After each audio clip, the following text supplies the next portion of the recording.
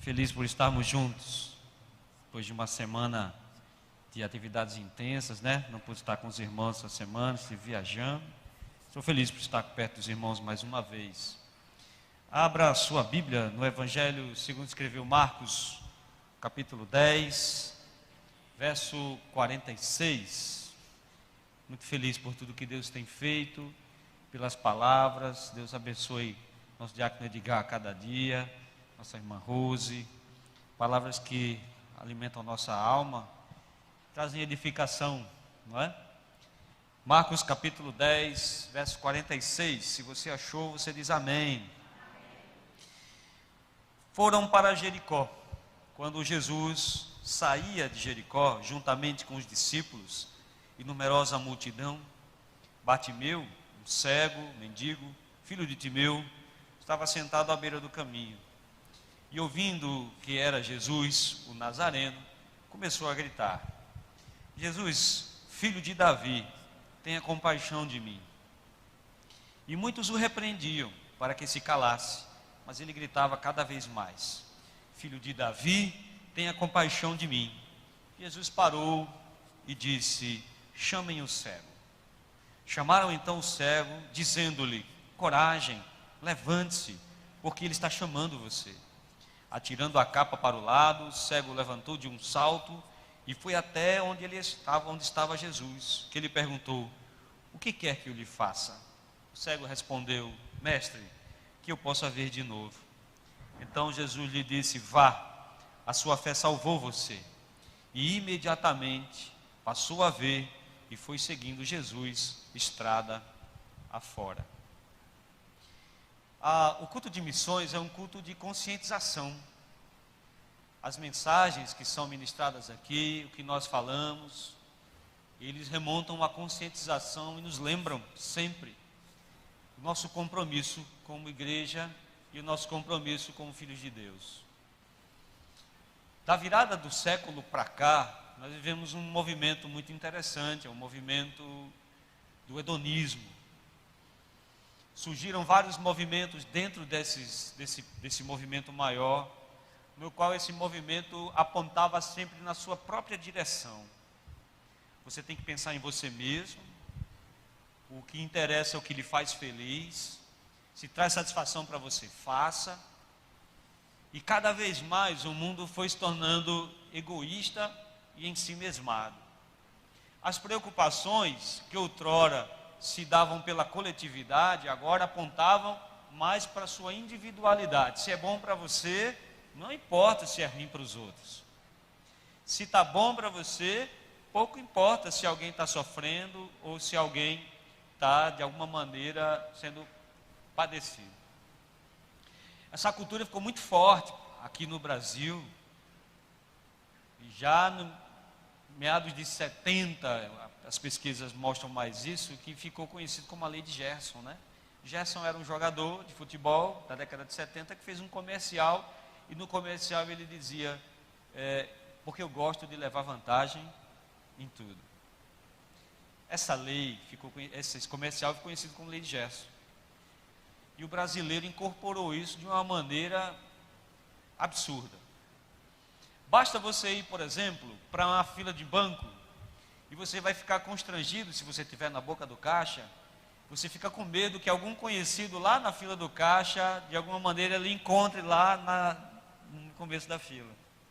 Porque você sabe que alguém lá atrás, amigo seu, vai dar um tapinho nas suas costas, vai dizer: meu amigo, há quanto tempo? Ele quer levar vantagem, ele não quer passar fila. Se você é motorista, vai ali no trânsito e tem uma placa mandando você girar à direita ou fazer um retorno. Se você encosta pacientemente naquela enorme fila de carros, para lá no fim você fazer o retorno, sempre vai vir um mais esperto que vai furar a fila e vai entrar lá na frente, cortando a vez dos outros. Começamos a pensar mais em nós mesmos do que na coletividade. Começamos a nos importar mais com nós mesmos do que com os outros. A igreja, nós aprendemos isso, olhe para cá, é o reflexo da sociedade. Tudo que existe lá fora, de alguma maneira, em alguma quantidade, tem aqui dentro. Tudo que tem lá fora, no sentido de pessoas, pessoas das mais variadas classes sociais, pessoas dos mais variados pensamentos, pessoas dos mais variados entendimentos. Você pensa a vida de uma maneira, outro pensa a maneira de outra. Então, todas essas pessoas se juntam aqui em comunidade e trazem um reflexo da sociedade para cá para dentro. Então, olha para cá, aqui também nós de alguma maneira absorvemos o pensamento do que vale é o meu próprio umbigo, do que o que vale é meu próprio pensamento. Dentro disso, as igrejas foram terceirizando ações e ofícios que são inerentes do corpo de Cristo. Quando você lê Efésios capítulo 4, olhe para cá, não converse agora, olhe para cá. Quando você vê Efésios capítulo 4, a partir do verso 11, Paulo está fazendo uma linha muito tênue no que diz respeito às ações da igreja, às ações de cada parte da igreja. Ele diz assim: o ministério vai ensinar, a igreja vai absorver, a igreja vai se desenvolver e a igreja vai praticar. É uma forma muito clara, muito clássica de como a igreja funcionaria. Como todos trabalhando. Você remonta um pouquinho, volta um pouquinho e vai lá no livro de Neemias. A Bíblia diz que os muros que estavam caídos começaram a subir, porque Neemias colocou cada uma das famílias responsáveis por uma parte do muro. E a Bíblia diz que o muro crescia porque o povo tinha ânimo para trabalhar. Em todos os pontos da Escritura Sagrada, Deus nunca trata o seu povo como um clero específico que vai trabalhar e a grande massa vai ficar sentada. Deus nunca tratou o seu povo como que existe dentro do seu povo uma classe especial de pessoas que são os ministros e uma classe inferior, onde a classe superior a oração é mais respondida e a classe inferior a oração não é respondida. Deus nunca fez essa dicotomia. Deus nunca fez essa separação. Deus sempre nos enxergou como um corpo. Como um corpo, você me entende? Diga amém. Mas com o passar do tempo, essa cultura do individual, essa cultura do eu, foi também nos pegando, foi também nos envolvendo. E nós começamos a terceirizar algumas coisas. Por exemplo, nós terceirizamos o evangelismo da igreja. Nós temos um grupo na igreja que faz evangelismo, quando na verdade é o corpo de Cristo que faz o evangelismo. Nós terceirizamos o discipulado. Um grupo na igreja, uma pessoa, duas pessoas, reúnem os novos decididos e fazem o discipulado. Nós temos missionários. Nós pagamos os missionários para que eles vão às tribos, façam seus trabalhos e não nos importunem no sentido de ter que nos locomover até lá. Então esse processo foi cada vez mais colocando-nos como pensando em nós mesmos, como eu vou ficar na igreja, como é minha igreja, como é a qualidade da minha igreja, como é o pregador na minha igreja, o louvor da minha igreja, enfim, nós fomos cada vez mais nos ensimesmando, o meu, para mim, para eu. Não combinei com nossa irmã Rose, mas o que ela falou se encaixa perfeitamente nisso. Quando nós dobramos o nosso joelho, qual é a maior parte do tempo? Nós oramos pelo quê? Nós oramos por nós mesmos. Nós pedimos para nós intercedemos por nós. E isso não é errado, é legítimo. Mas isso não pode ocupar todo o tempo da nossa agenda. Todo o nosso pensamento, todo o nosso cuidado, todo o nosso direcionamento tem sido levado para nós mesmos. Os hinos que nós escutamos, na maioria das vezes, nós gostamos do que falam para nós, de como nós vamos vencer, de como Deus vai nos ajudar, de como Deus vai fazer. Você concorda comigo? Diga amém. Então essa linha de pensamento faz com que nós esqueçamos as outras pessoas.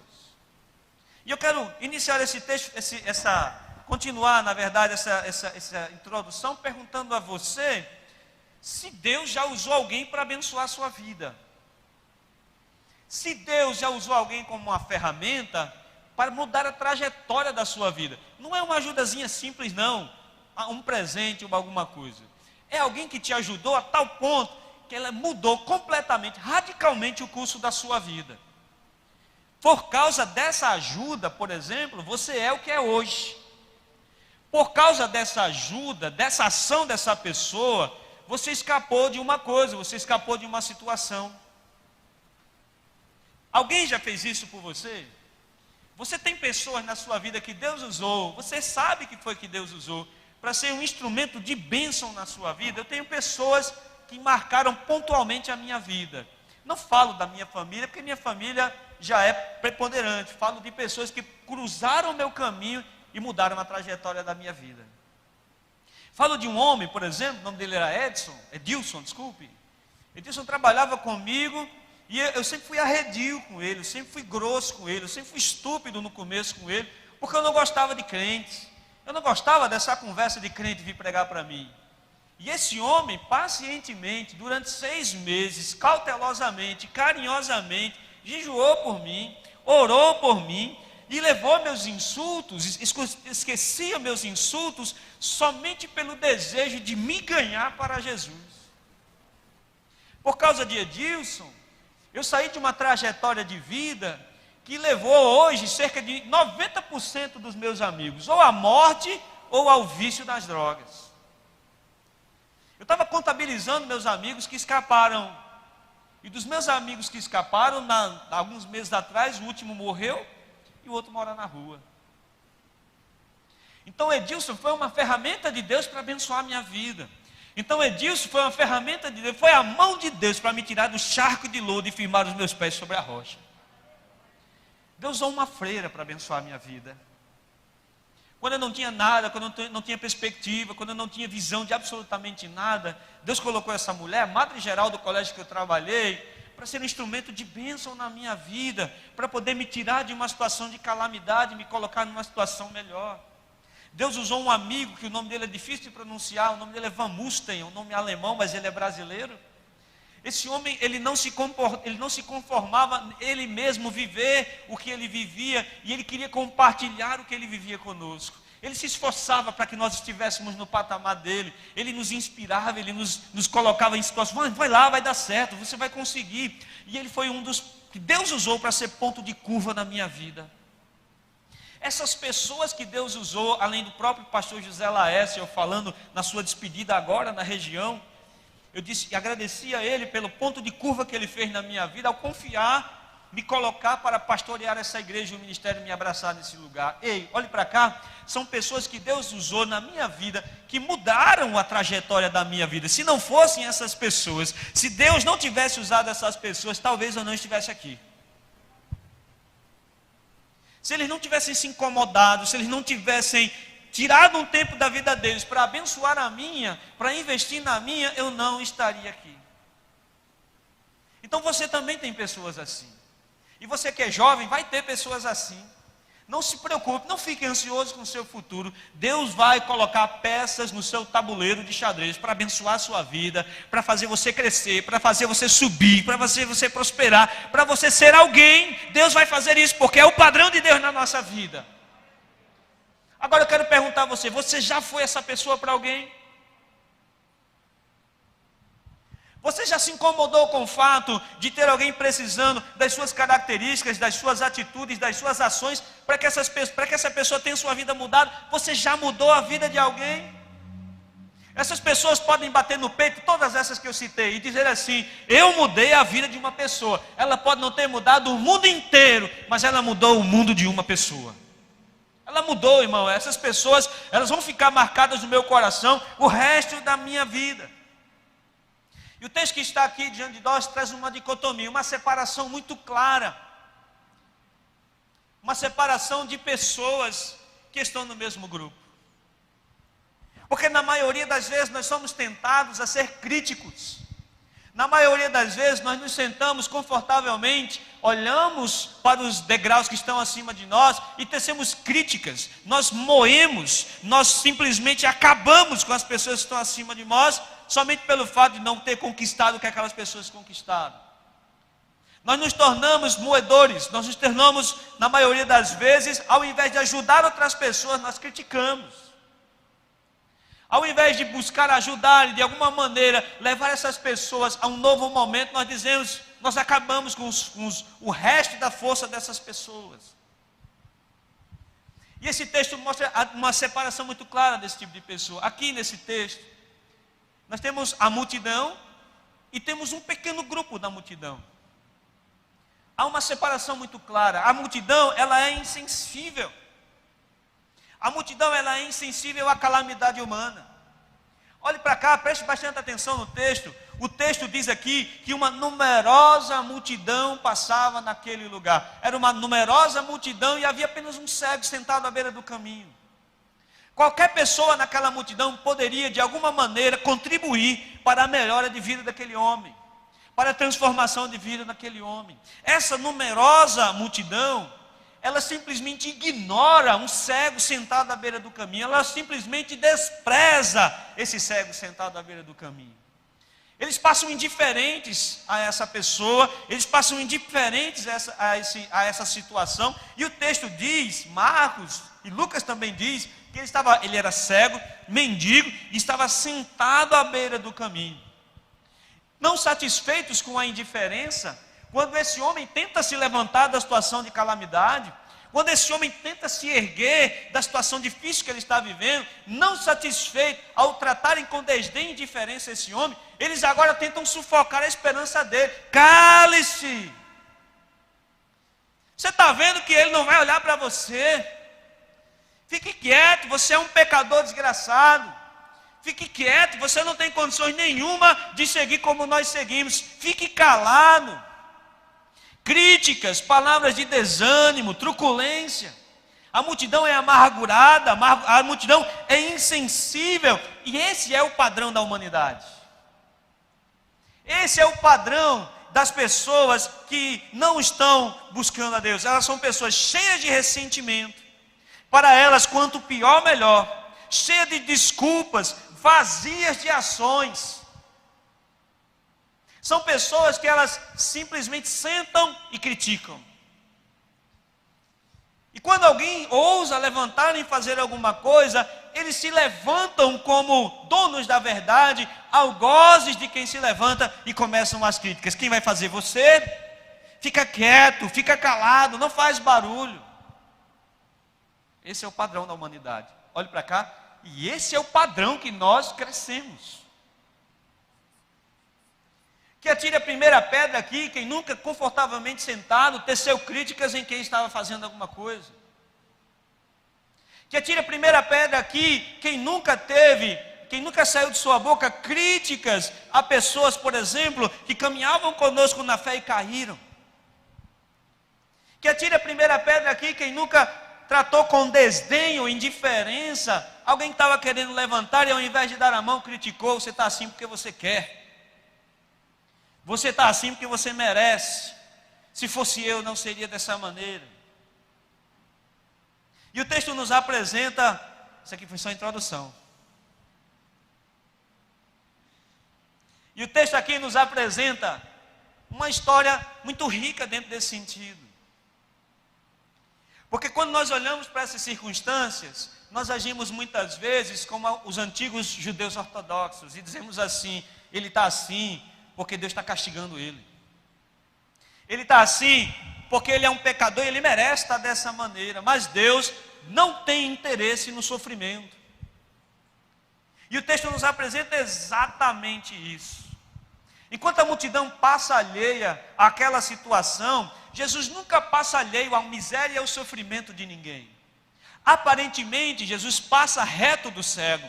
Aparentemente, Jesus não ouve, não vê. Mas os olhos e os ouvidos do mestre estão fitos naquilo que ele está clamando lá atrás. Jesus não passa desapercebido do sofrimento. Jesus não passa desapercebido do incômodo. Jesus não passa desapercebido da dor de ninguém. A nossa dor incomoda o mestre. A dor da humanidade incomoda o mestre. Você vai ver algumas vezes que Cristo chorou, e em todas as vezes que Cristo chorou, de alguma maneira está relacionada ao sofrimento e à mazela humana. A Bíblia diz que seu espírito se turbou lá na saída da cidade de Naim, ao ver o clamor de uma mãe desesperada, que sepultava seu único filho, sem nenhuma perspectiva ou esperança. Aquela multidão, parte dela talvez passasse indiferente àquilo, mas a Bíblia diz que o Espírito de Jesus se moveu com aquela situação. Deus não passa alheio ao que nós sentimos. Deus não passa alheio ao que os sudaneses passam nesse momento. Nossos irmãos em Cristo, até denominacionais, que estão agora presos no campo de concentração, sem poder voltar para a sua casa, porque se voltarem serão terrível e brutalmente assassinados. Eu compartilhei um texto com meus irmãos hoje, dessa semana, do batismo da nossa igreja num campo de refugiados. Você sabe o que é um campo de refugiados? É o campo onde os irmãos se concentram, os crentes fogem, porque se eles ficarem nas cidades, nos países que são originários, eles podem morrer, porque são cristãos e a maioria é de muçulmanos. Esses irmãos estão em barracas, vivendo em situações degradantes e humilhantes. Esses irmãos não têm esperança ou perspectiva de voltar para casa, mas eles celebram a Deus no campo de concentração, no campo de refugiados. Eles celebram a Deus. Não é porque eles tenham perspectiva agora naquele momento, é porque eles encontraram aquilo que é mais precioso em suas vidas. Mas nós estamos sentados aqui confortavelmente no dia de hoje. Jesus se incomoda com a dor dos sudaneses. Jesus se incomoda com a sua dor que está aqui sentado. Jesus se incomoda com a dor daquele mendigo, daquele bêbado, daquele maltrapilho que cruzou o seu caminho nessa manhã. Jesus se incomoda com o seu vizinho que você saiu de casa e estava brigando com a esposa. Jesus se incomoda com aquele jovem que está viciado na droga. Jesus se incomoda com esses que ficam aqui na entrada da Mangabeira se drogando de dia e de noite. Jesus se incomoda com essas pessoas, e a dor dessas pessoas não passa alheia a Cristo. O problema é que nós somos parte do mecanismo de Deus para abençoar o mundo. Nós somos parte de uma engrenagem de Deus para abençoar vidas. Essa engrenagem que Deus utiliza, Deus poderia se fazer presente na vida de qualquer pessoa, mas olhe para cá, Deus se faz presente na vida das pessoas através da sua vida. Você me entende? Diga amém, irmão. Amém mesmo? Paulo escrevendo na segunda carta aos Coríntios, no capítulo 2, versículo 15, veja o que Paulo diz: somos o bom perfume de Cristo, tanto para os que se perdem, quanto para os que não se perdem. Nós somos o bom perfume de Cristo. Olhe para cá, você é o canal pelo qual Deus irrigará o mundo de graça. Se esse cano estiver entupido, a graça não flui. Se esse cano estiver pensando em si mesmo, a graça não flui. Parte das ações de Deus servem para nos testar. Sempre em decorrência ao seu ministério, olhe para cá, Deus sempre testou seus discípulos. O texto aqui, quem está com sono diz amém. Irmão, está firme? Amém? Está firme? O texto aqui diante de nós, os discípulos estão com Cristo, a multidão está com Cristo. E se você prestar atenção no texto, e é aqui que eu quero que você preste atenção, quando Jesus diz: chamem o cego. Verso de número 49, chamem o cego. Esse é o modus operandi de Deus. Deus pode chamar, Deus pode fazer, Deus pode realizar, mas Ele diz: chamem o cego. Alguém da multidão, chame esse homem que está pedindo. Alguém da multidão, chame essa pessoa. Deus usa-nos como instrumento para irrigar o mundo de graça. E é interessante que Ele testa os seus discípulos. Ele testa os seus discípulos lá no mar da Galileia, quando a tempestade vem.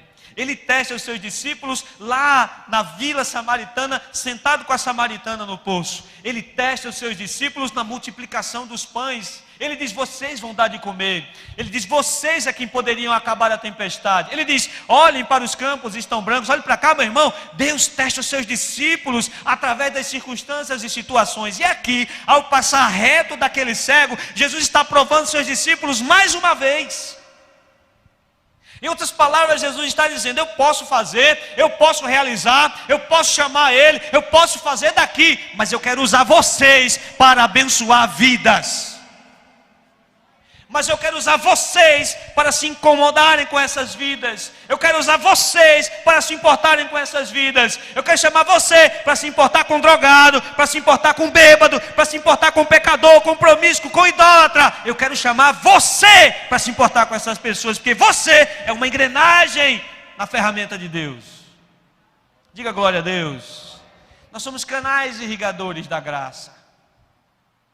Nós somos esses canais. Sabe quando você passa aquelas plantações de cana e existe aqueles guichos de água que vai jorrando água para todo lado, e ao alcance daqueles guichos de água nasce planta, nasce cana?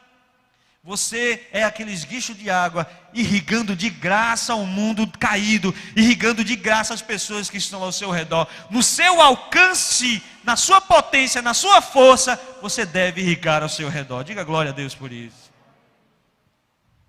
Mas às vezes nos comportamos com a multidão, Júnior. Não queremos nos importar com ninguém, porque não dá tempo. Por que eu vou me importar com a vida de Zé Carlos? Por que eu vou me importar com a vida de Benício? Para quê? Eu tenho a minha vida. Mas essa pessoa que está do seu lado agora, hoje, por exemplo, pode estar passando uma das maiores calamidades da sua vida. Essa pessoa que está do seu lado hoje, pode estar com o seu... A gente não dá nem para ver o sorriso mais com a máscara, né? Mas pode estar com o olho brilhando, mas está acabado, destroçado, arrasado por dentro. Talvez tenha recebido um diagnóstico de um exame. Talvez tenha recebido a notícia da falência do seu casamento. Talvez os seus sonhos de família não estejam se concretizando. Mas nós nos importamos mais com a nossa vida. O Senhor nos chamou nessa manhã aqui para dizer a cada um de nós: nós temos que voltar a nos importar uns com os outros. Nós somos uma engrenagem na máquina de Deus para abençoar o mundo. Nós somos irrigadores da graça no mundo. E se a terra está seca perto de nós, é porque não estamos fazendo o que deve ser feito. Você me entende, irmão? Diga amém. Ele poderia chamar o cego, ele poderia fazer, mas ele diz, verso 49, chamem o cego, chamem ele. E o que me chamou a atenção nesse texto, o que me fez saltar os olhos aqui nesse texto, foi justamente o verso 49, para trazer essa mensagem para você hoje. Ele diz: chamem o cego. Veja a reação de uma pequena parte da multidão. Eu digo uma pequena parte, pode ser dois, porque o escritor está falando no sentido plural. Ele diz assim: chamaram então o cego. Mas veja, olhe para cá, ele não simplesmente chamou. Ele não foi só ali dizer: Rodolfo, vem cá.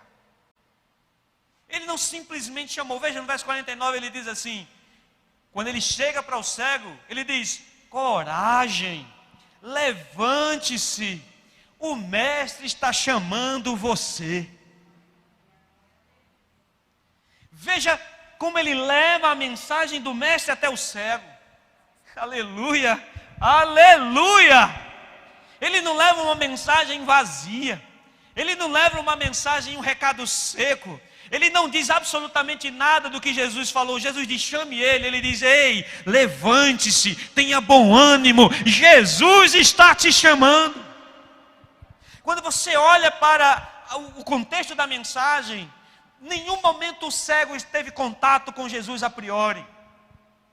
No primeiro momento o cego não tem contato com Jesus. No primeiro momento o cego não ouve Jesus. No primeiro momento o cego não tem certeza nenhuma se é Jesus mesmo que está chamando. Mas veja a reação do cego. A Bíblia diz que de um salto ele joga a capa fora e ele corre em direção a Jesus. É a palavra do mensageiro que instigou a fé do cego para crer que Jesus faria alguma coisa. A priori ele não sabia quem era Jesus. Foi o chamado do mensageiro, foi a intensidade do vigor do mensageiro. Levante-se, Jesus vai fazer alguma coisa. A capa era aquilo que mostrava dele, era aquilo que identificava ele como um cego, era como uma autorização para estar ali, para mendigar, para pedir. Quando ele levanta de um salto, joga a capa fora, ele está dizendo: não preciso mais disso, a partir de agora eu vou ser outra pessoa, a partir de agora ele vai mudar a minha vida. Mas quem fez a promessa a esse homem? Foi Jesus? Não, foi o mensageiro que levou a palavra de Jesus. Foi o mensageiro, irmão. Foi um mensageiro que deu intensidade do que Cristo faria. O que nós estamos fazendo? Deixamos de nos desafiar. Eu não estou falando só para você sair com os irmãos do evangelismo na terça ou nos cultos.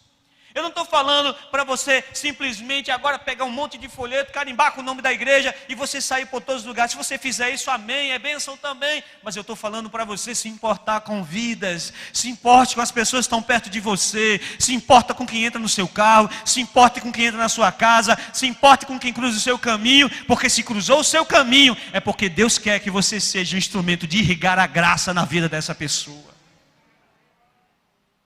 Mas as pessoas estão morrendo ao nosso lado, irmãos. As pessoas estão morrendo ao nosso lado.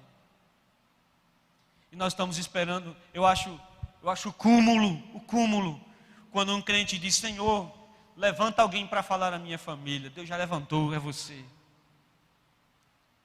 Nós temos que voltar a jejuar pelas pessoas que se perdem. Nós temos que voltar a nos alegrar quando um pecador se converte.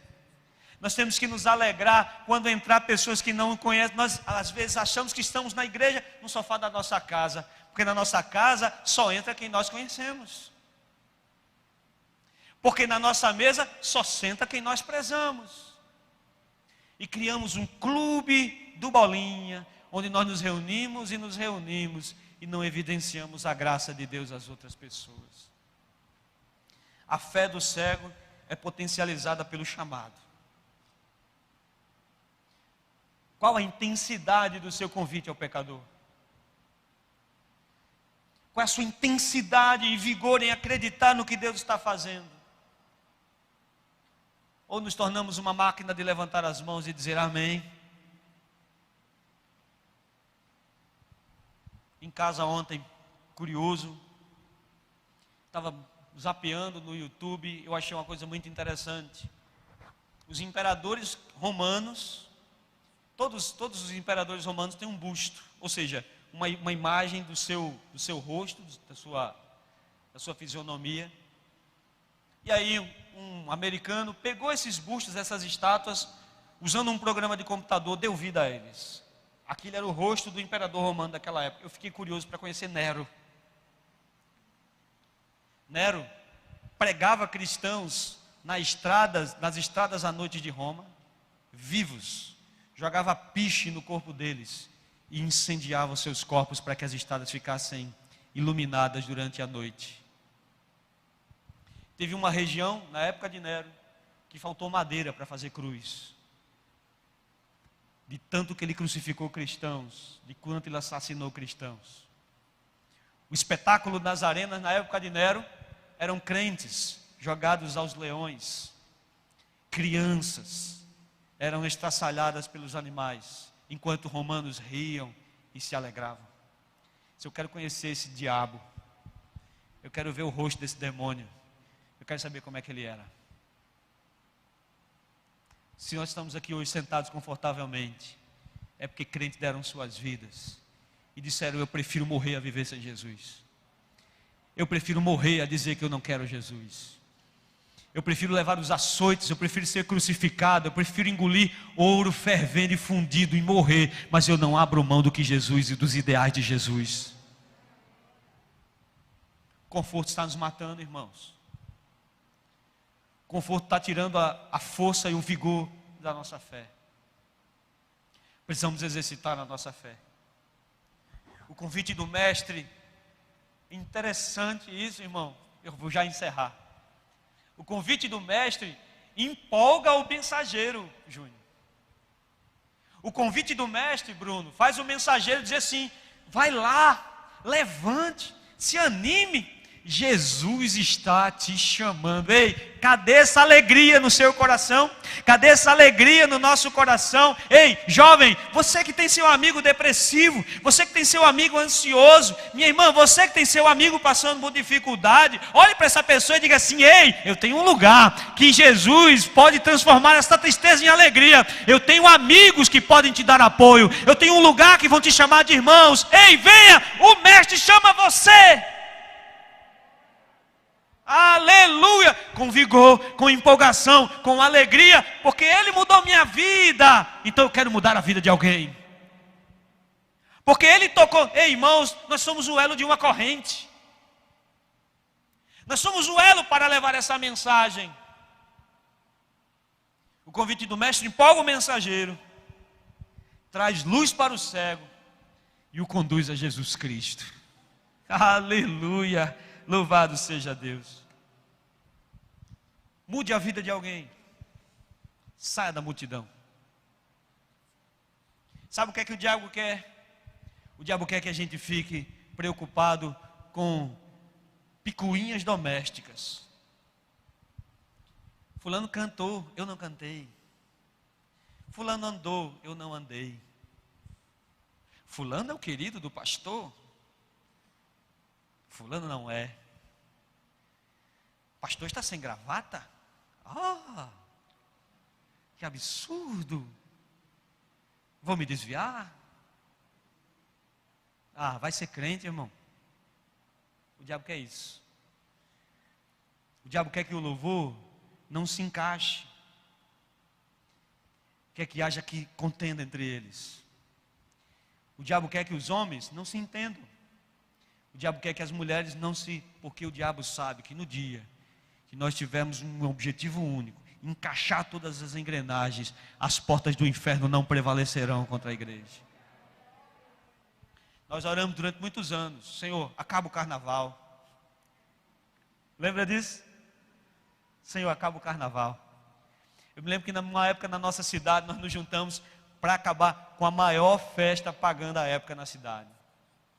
Bom, nós subíamos montes, nós enjoávamos, as igrejas se juntou, a festa num ano quase quebra. Ninguém foi. A prefeitura teve que injetar dinheiro para que a festa voltasse a funcionar direito. Mas aí começamos: quem vai dirigir? Fulano dirige? Qual igreja vai encabeçar? A igreja tal encabeça? Não, mas a igreja tal é mais importante. Parou de fazer o movimento. No outro ano a festa voltou com mais força. O diabo quer que você faça isso. O diabo quer que você olhe para as coisas pequenas. Você pode entrar na casa de um arquiteto, de um engenheiro. Se você entrar para encontrar defeito, você vai encontrar defeito. Você está me entendendo? Diga amém. É a multidão reclama. A multidão não está incomodada com o barulho de quem pede socorro. A multidão está incomodada de um barulho gasguito de alguém que está gritando: cala a tua boca. Deixa de incomodar. Mas uma parte da multidão, ao ouvir Jesus: ei, venha cá, o mestre chamou você. Em qual lado você está? Você está na multidão dos críticos moedores de sonhos? Ou você está naqueles que, quando ouvem Jesus, levam a mensagem com alegria e empolgação? Isso não é só teoria, eu quero que você internalize esse sermão hoje. Quanto tempo você gasta orando por um perdido? Quanto tempo você gasta investindo na vida de alguém? Quanto de você está doando para que outra pessoa se torne uma pessoa melhor? Quanto de Deus você está injetando na vida de alguém? Você é aquele esguicho que irriga o mundo com a graça. Aonde chegar ao teu alcance, olha para cá, aonde chegar ao teu alcance, tem que estar verdinho, tem que estar irrigado. Aleluia, porque um dia você estará diante do Todo-Poderoso, e Ele pedirá para ver as suas mãos. Mostra-me o que tens em tuas mãos. Oh, erebecandarabás. Escute o convite do mestre. Escute o convite do Senhor e leve essa mensagem. E eu vou encerrar com um contraste maravilhoso. Marcos começa o texto dizendo que ele era cego, mendigo e sentado à beira do caminho, ou seja, marginalizado, abandonado, esquecido, invisível. Quando ele tem o encontro com Cristo através do mensageiro, O texto sagrado diz que ele sai saltando na estrada, seguindo Jesus, estrada afora. Quem encontra Jesus não continua na margem nem sentado, ele segue Jesus na estrada, ele segue Jesus no caminho. Veja a diferença. Um dia, você foi o cego, lembra disso? Lembra disso de um dia que alguém pegou tua mão e disse: vamos, o mestre chama você, e você veio, acabado, sofrido, sem perspectiva nenhuma de vida, mas teve um encontro com o Redentor. Aleluia, nunca esqueci esse dia. 30 de novembro eu saí da igreja, eu não sentia o chão, eu flutuava, porque todo o peso do mundo foi retirado das minhas costas, porque foi deixado lá na cruz do Calvário. Desde aquele dia eu tentei achar um caminho para fazer com que as pessoas vissem isso, para que as pessoas sentissem também isso, e levar a maior quantidade de pessoas que eu puder ao encontro de Cristo. Deixa eu fazer uma pergunta a você: em que lado você está? Na multidão que critica ou na parte que age? Na multidão vazia ou na parte que está fazendo o seu serviço? Ei, olhe para cá. Quem está fazendo o serviço, não olhe para quem critica, olhe para quem precisa. O mestre está aqui e te chama. Ele vai fazer algo na sua vida. Não sei o que é, nem como, mas sei de uma coisa: da mesma maneira que ele fez na minha, ele vai fazer na sua também. Posso ouvir um amém? Saia daqui com essa convicção. Saia com isso latejando no seu coração. Eu não sou da multidão. Eu não vim aqui para criticar. Eu não vim aqui para fazer essas coisas. Eu vim aqui para ser um mensageiro. E talvez alguém que entrou aqui na igreja hoje precisava ouvir o que foi falado aqui hoje. Alguém que ainda não conheceu a Cristo. Todos os outros que ouviram, foi um recado de Deus ao seu coração. Mas você talvez não tenha entregado a vida a Cristo ainda. E o Senhor falou ao seu coração dessa manhã. Você não precisa ficar sentado à beira do caminho. Você não precisa ficar sentado mendigando. Deus tem coisas melhores para você. E nós estamos aqui, em primeiro lugar, por Deus, mas também por você. Nós enfrentamos pandemia por Deus, mas também por você. Nós enfrentamos todas as calamidades do mundo por Deus, mas também por você. Porque Deus nos mandou aqui para dizer a você que o Mestre te ouve e está chamando você.